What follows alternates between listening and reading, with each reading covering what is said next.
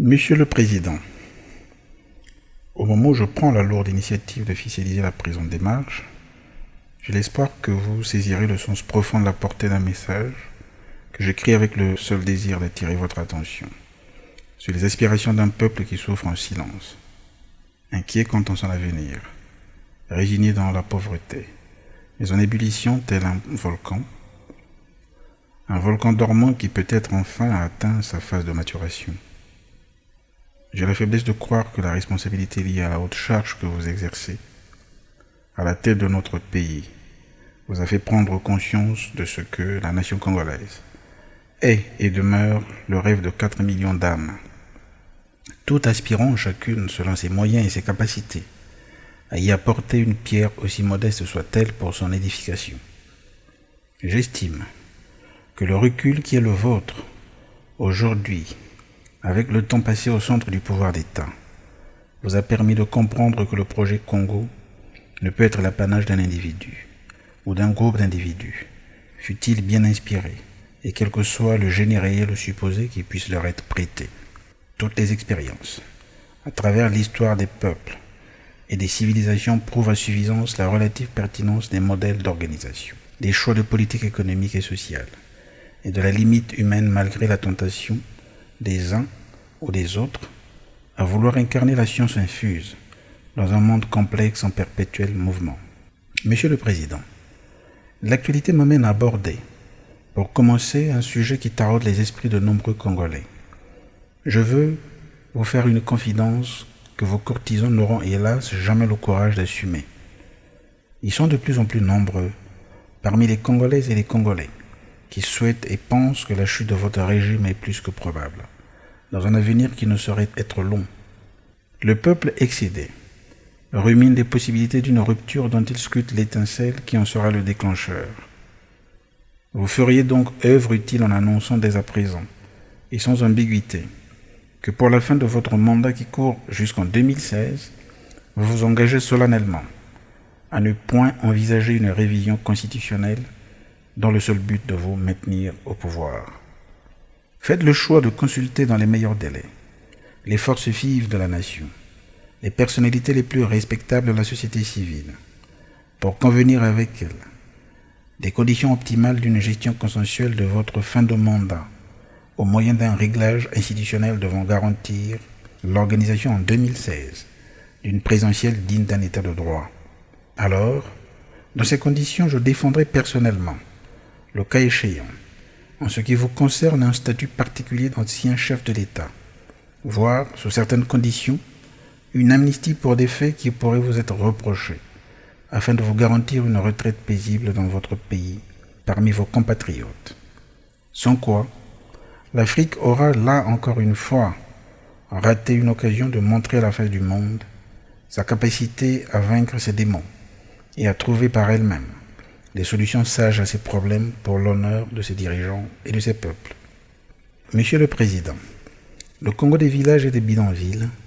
est cerné par des pauvretés hallucinatoires et intenables, véritable exigence de changement. Le mal s'est aggravé, irradiant tous les groupes sociaux de notre pays. Le politique embourgeoisé, l'homme ou la femme d'affaires impénitent, la jeunesse obéissante et mendiante, la maîtresse légitimée, autant de nouvelles figures héroïsées du Congo contemporain où tout se déploie aux antipodes de la vertu et du principe communautaire. Monsieur le Président, je fais partie d'une génération qui n'a pas eu le privilège de caresser le rêve d'un Congo mère-patrie, ayant créé les conditions d'un ascenseur social fluide,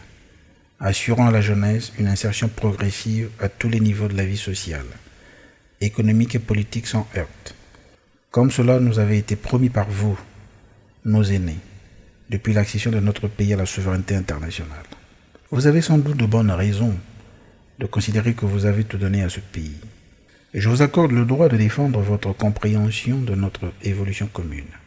que vous avez du reste très largement influencé avec en cumulé plus de 28 ans de magistrature suprême.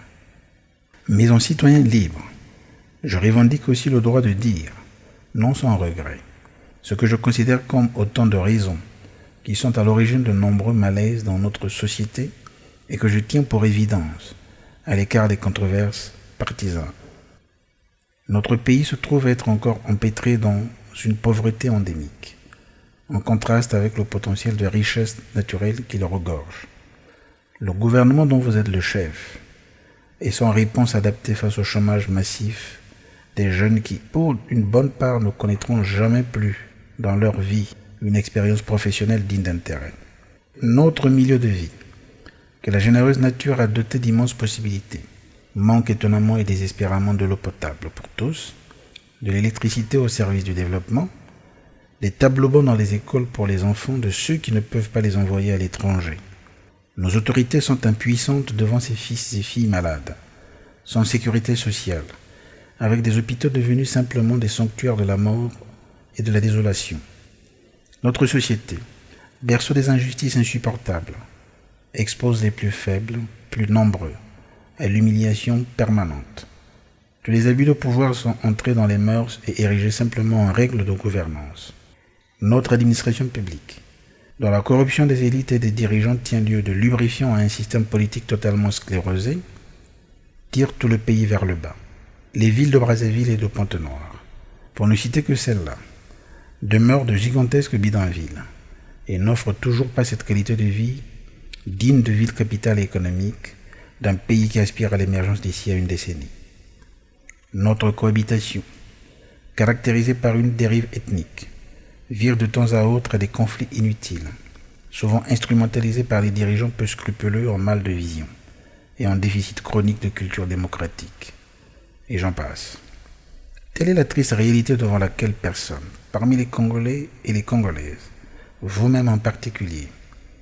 ne saurait se dérober. Telle a été la patience du peuple congolais qui aujourd'hui et maintenant, si tant est puis-je m'autoriser à m'exprimer en ces lieux et places, impose la nécessité de faire évoluer radicalement le contexte politique. Avec lui ses dirigeants, ses institutions, ses pratiques, sa conception de l'État, pour une nouvelle république au service des citoyens, de la cause africaine et de la dignité des peuples noirs, une république solidaire, fraternelle, juste et véritablement démocratique. Le Congo peut se sortir de cette situation si vous lui offrez un avenir différent, avec le concours de toutes celles et tous ceux qui lui portent une sincère affection. Monsieur le Président, ma démarche est un engagement, une profession de foi, un devoir républicain, en ceci qu'il exprime une aspiration légitime, un état d'esprit qui tire sa substance de la haute valeur morale, de l'éthique et du sens patriotique. La finalité de cette approche, à la fois politique, du point de vue de son déterminisme, et philosophique de par son socle de principes moraux et humanistes, est l'homme,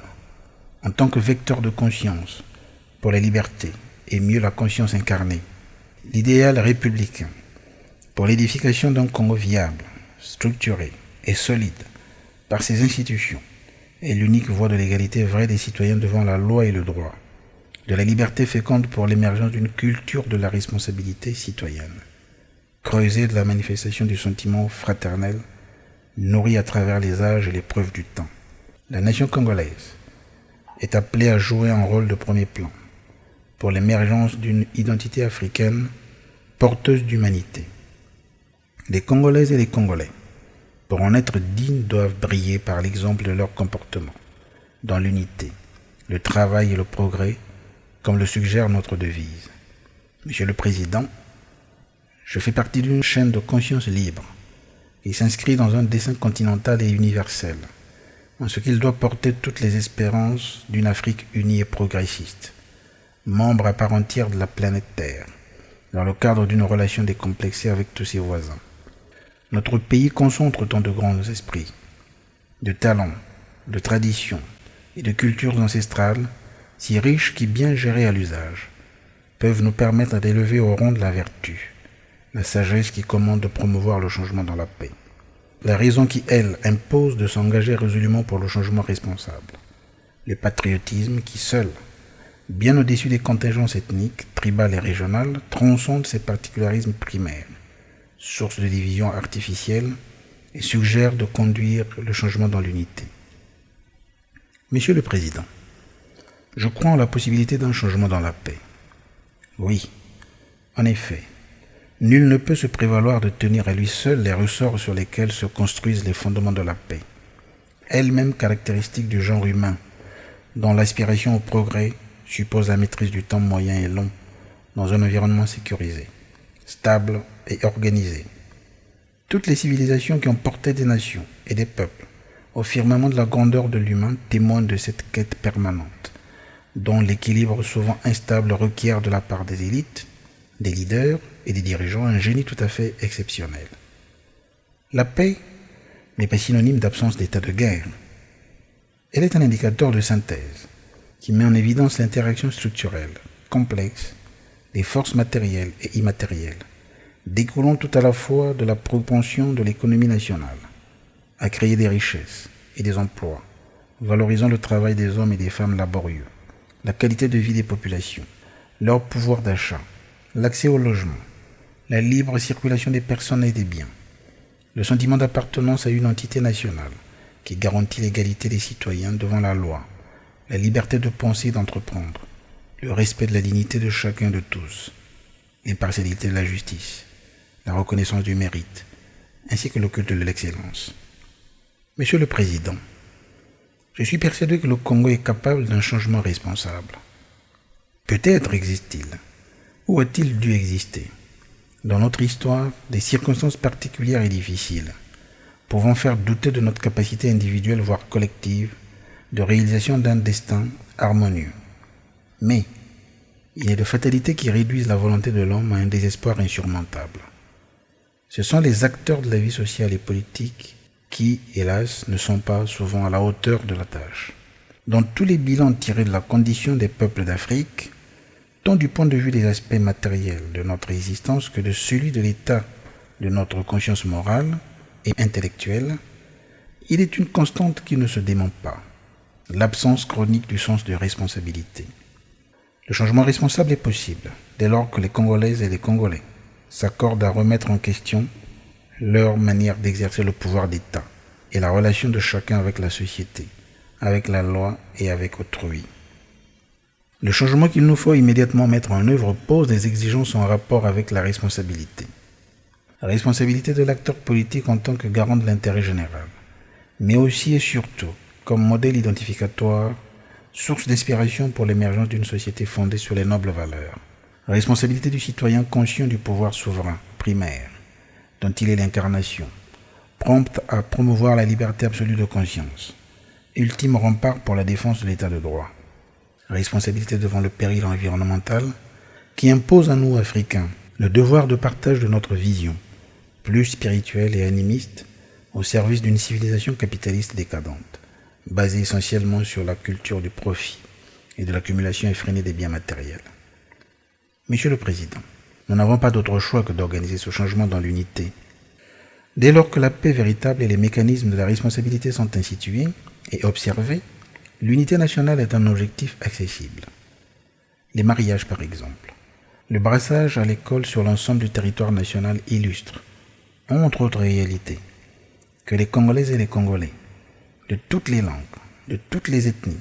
de toutes les tribus, de tous les villages, de toutes les régions administratives, de toutes les conditions sociales, ont franchi des barrières sociologiques, les particularismes culturels, les clivages confessionnels, les préférences artistiques, les habitudes alimentaires, les goûts vestimentaires et bien plus. Tout ceci n'ayant pu constituer des motifs sérieux de friction ou de déchirement. D'où vient-il alors, lorsque la politique se mêle de notre existence, que les Congos ne rêveraient que d'exterminer les Mboshi, les Kouyou considéraient les Teke inaptes à gouverner, les Vili regarderaient les Yombé comme des esclaves. Toutes ces absurdités